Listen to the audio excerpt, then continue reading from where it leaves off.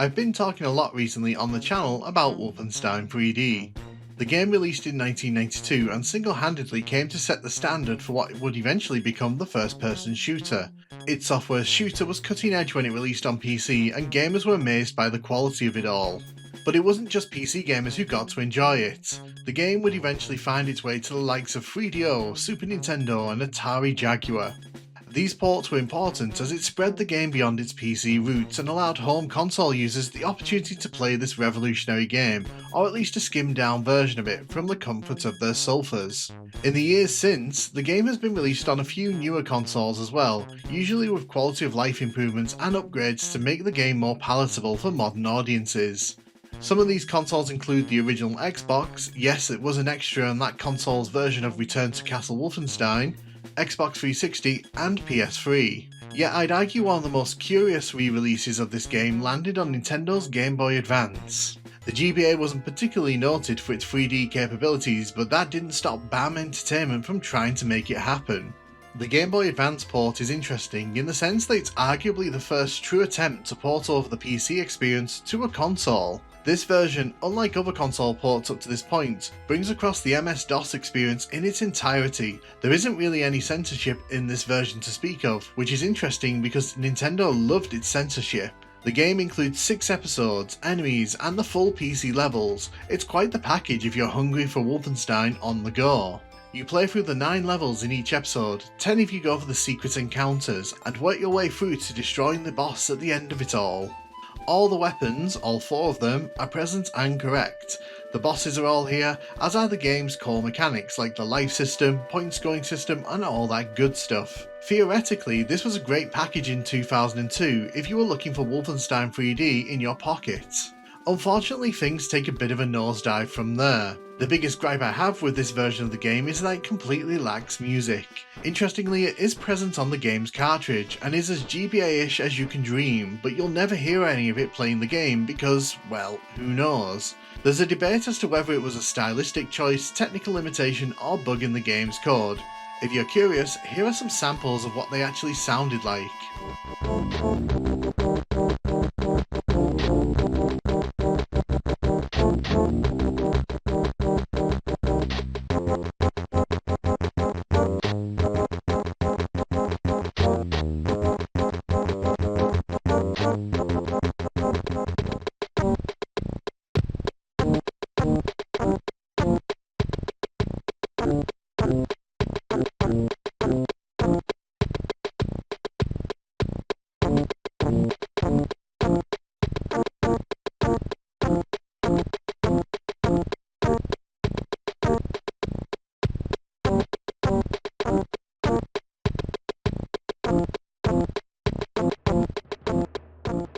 It really does strip away some of the charm and experience of playing through these levels. The other major issue facing this port is performance. If you've ever played any of these 3D games on GBA, you'll already know what to expect as it shares a lot of issues with those. Sometimes you'll get lucky and performance will be tolerable, but other times, usually when you're fighting enemies, the frames drop like Nazis in this game and combat turns into something resembling a slideshow. This gets particularly frustrating on higher difficulties where you'll find yourself fighting just as much with the game itself as against the enemies. It also means that combat is never as satisfying as it is in other versions because you'll find yourself frustrated by the constant slowdown. And it's not just the combat that's impacted by this. Entering larger rooms causes a notable dip in performance and stuttering as you move around. Speaking of frustrations, the game has a very low resolution. Of course on the GBA screen it isn't going to match the higher resolutions found elsewhere, but in Wolfenstein it leads to some unintended difficulties. Everything in the distance merges into one big blur, making it very hard to pick out enemies when they're shooting at you from a distance. This gets doubly bad on levels where the walls and the roofs are the same colour, as it means you'll be watching a whole solid colour and unable to tell what's going on. Remember also that the original GBA console didn't have a backlight, and this makes picking out enemies in the distance a particular chore. It also makes it harder to tell keys apart from other relics and items dotted on the floor, unintentionally frustrating gamers who are probably experiencing this for the first time. Don't get me wrong, this is a hugely ambitious version of Wolfenstein 3D. To try and port over the entire experience into the pockets of gamers in 2002 is nothing short of crazy. The game was just shy of 10 years old when this version released, so it's incredible to think that only a decade after the game released, people could take this game around with them in their pockets. But that doesn't mean this is an optimal experience, in particular if you're not playing on the original Game Boy Advance hardware. This version of Wolfenstein 3D landed in 2002, a year after the original Doom touched down on GBA and set the standard for 3D FPS games on Nintendo's handheld. This likely explains why the reception to this version of Wolfenstein 3D was very muted, and this version was largely overlooked. Is there any reason to go back and experience this in the modern day? Not really.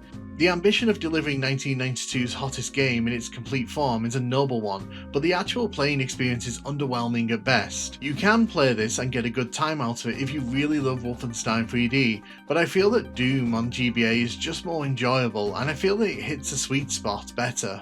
In truth, Wolfenstein 3D feels like it could have done with a bit longer to try and iron out some of the performance issues.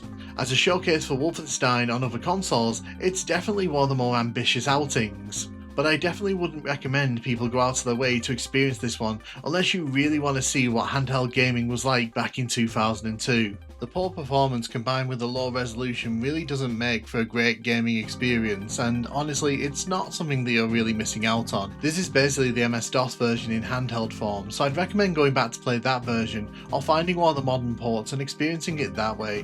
Wolfenstein 3D can be very fun, but this version really does its best to try and fight the fun out of the experience. So this is Wolfenstein 3D on the Game Boy Advance, and yes, it was made by BAM Entertainment and Stalker Entertainment. From what I've been able to find, there was only ever one game developed by Stalker Entertainment, and it was this one, and it was only consisted of a handful of people anyway, so I guess this didn't do that well, question mark.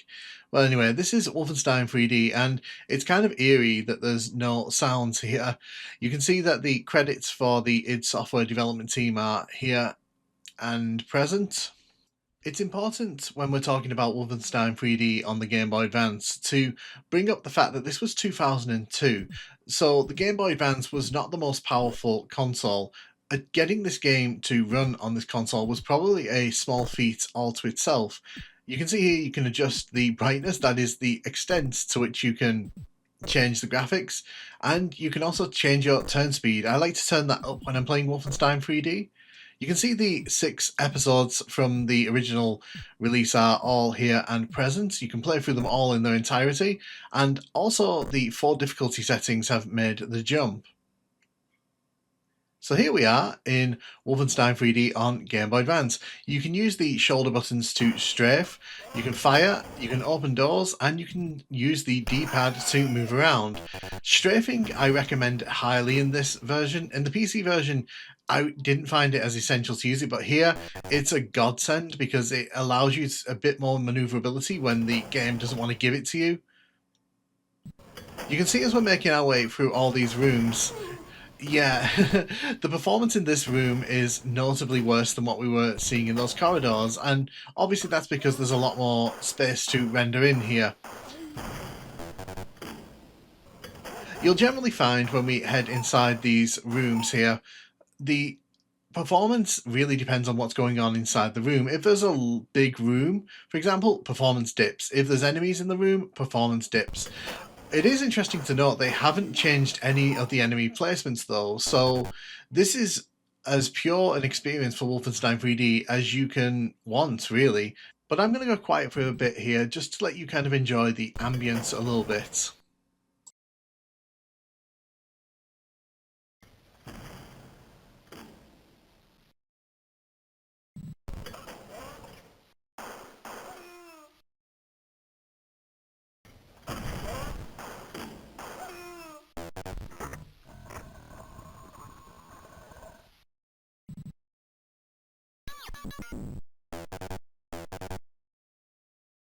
The fact that there isn't any music playing is probably the biggest issue I have with this version. I can kind of get over the muddy visuals and I can get over the performance issues because at the end of the day, you know, the core experience is pretty solid, but what I don't like is the fact that there's no music, because it basically feels like you're wandering through a bunch of empty corridors with no atmosphere. And it does kind of grind very quickly to me. I do like that this version doesn't censor the images. I'm not quite sure why Nintendo was okay with this, but not okay with red blood in Doom, but, you know, each to their own. The sound effects all sound pretty cool in this. The movement, by the way, like I said, it's very smooth if you make use of the strafe buttons. Once you sort of get used to sort of using the strafe buttons to move around in place of using the D-pad to sidestep, it actually isn't that bad. But the problem is when you get into big firefights, the performance means that you're kind of not able to keep up with what's happening on screen. Like you can see here, for example, as soon as we sort of go through that doorway there, the performance just kind of goes down, down, down. And it is a bit frustrating because, especially in some of the more crowded rooms later on in the game, you end up not being able to fight properly because you're always taking hits because you're not able to turn in time to see someone and take them out.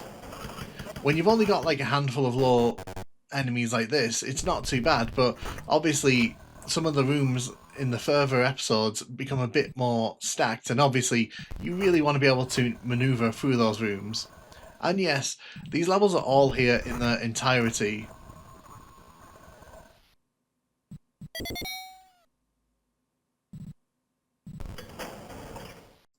When I mentioned in my sort of little retrospective look about the blurriness, that's a problem with a lot of first-person shooters on Game Boy Advance. Doom 2 in particular has that problem really bad. Wolfenstein has it bad in the sense that you can't even see the enemies who are walking towards you. Sometimes they'll just kind of morph out of nowhere. You can see here there is a save system, so you can save onto the cartridge. You only get 4 slots, but hey, it's better than nothing. You can't quick save those, so you can only save at the start of each level and the end of each level, as you saw there.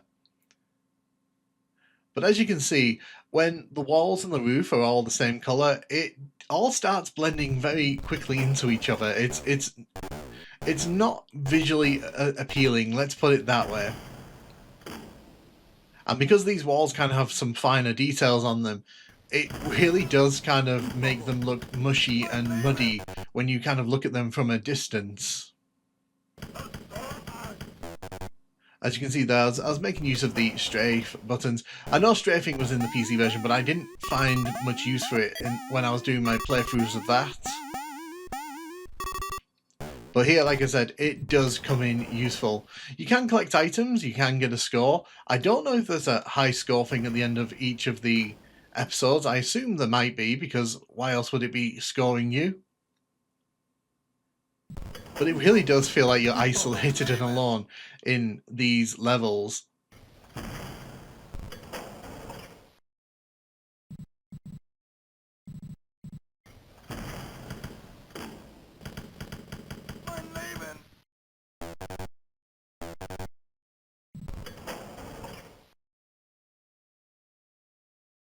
One thing I do applaud this version for, though, is the fact that it has tried to bring over all the levels in their entirety. Obviously, on other consoles, like the Super Nintendo, the levels were chopped up, they were changed, they were modified, but this is about as close as you can get to the pure PC experience, and for 2002, it's really not that bad. I think the biggest problem that this game has is that it came out after the original Doom on Game Boy Advance, because when that came out, I remember there was a lot of wow, there was a lot of, oh my gosh, Doom's on handheld, and even though it had its issues, people kind of accepted that, and that sort of set the standard for all the other first-person shooters that came after it.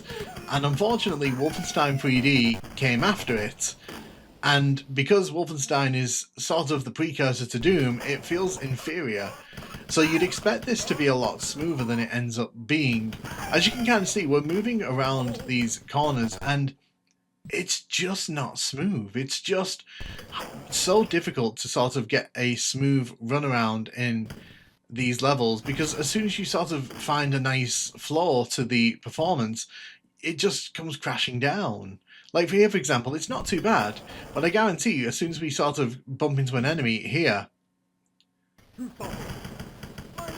it's just going to sort of lose a few frames, and then as we sort of turn around, it just doesn't feel as comfortable to explore. And the thing is, these performance dips, they kind of happen randomly as well.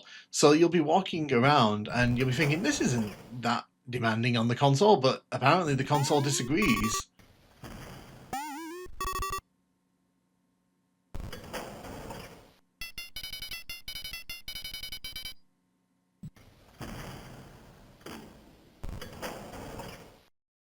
I might do a deeper dive in the future on the channel into the FPSs on the Game Boy Advance, because it is a fascinating little subsection of the Game Boy Advance's back catalogue. As said, I think Wolfenstein, had it been one of the early games on the console, I think it would have been much warmer received. But as it came out like a few years after the console released, I think people kind of had higher expectations, and I think that's one of the reasons why critical reception to this was very middle of the line. And I did do a lot of research into trying to find out about the development of this port. There really isn't that much information out there, unfortunately. I read that there was potentially only 2 or 3 people who even worked on this, which kind of explains why there may be so many shortcomings. But honestly speaking, if you were desperate for a first-person shooter fix in 2002 and you only had a Game Boy Advance with you, you didn't have a laptop or anything like that, this isn't the worst way to go. There are much worse FPSs on the Game Boy Advance. This... Did you just fart? But seeing these mobile ports of Wolfenstein 3D, while it might not be as impressive as seeing Doom run on these consoles, I do think that they're very important in the story of Wolfenstein 3D and how people got to experience it, because obviously remember, Wolfenstein 3D didn't turn up on the PlayStation 1, the Nintendo 64, the Sega Saturn. A lot of people who entered gaming around that time probably had never played Wolfenstein 3D, so this was very likely a gateway for a lot of those gamers to experience this for the first time. Whereas with Doom, it kind of showed up on pretty much everything in one form or another. Wolfenstein 3D kind of went away for a bit, and then it reappeared here, and then it comes back on the original Xbox with the Return to Castle Wolfenstein game as an extra for that. And then it turns up on the Xbox 360, and that's actually where I first experienced it. And then I experienced it again on the iTouch in around 2010 when it came out on the iTouch. Do I wish the performance of this was better? Absolutely. But do I think this is playable? Yeah, I think this is playable. You could play through this and not have a bad time, as long as you're willing to kind of accept the compromises. We're not going in that room because it's just full of the SS soldiers. But yeah, let me know what you think of the Game Boy Advance version of Wolfenstein 3D. Does this impress you for 2002? Would you have played this back in the day if you could have? Or did you even play it? Because I definitely didn't. Let me know in the comments what your thoughts are on all this, and thank you so much for watching.